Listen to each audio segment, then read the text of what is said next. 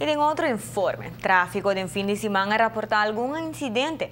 Nos câmaras não captam um acidente de domingo, mas na altura de Curacabai. De domingo mainta, algo promeco 10h45, a suceder na altura de Wendy's na Curacabai um acidente. Dois autos dal semifrontal de outro. Testigo não conta que o auto marca Nissan modelo Sentra color blanco, está correndo direção para San Nicolás com velocidade demasiado alta, trazendo tráfego na peligro, com resultado de perda de controle e a baidal riba Ford EcoSport.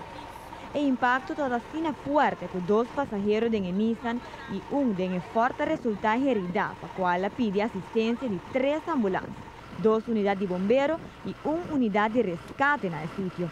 A vítima de Ford queda pegada, para qual será corta o auto para sacar o chofer a fora. Paramédico no sítio trata o paciente na mesma hora, mientras que a polícia de tráfico a conduzir a investigação para sacar fora com exactitud detalhes do acidente.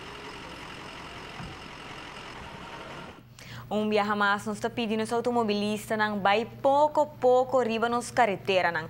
Sali mais trempang semestre, pero não hisa velocidade trazendo assim nos tráfico de peligro.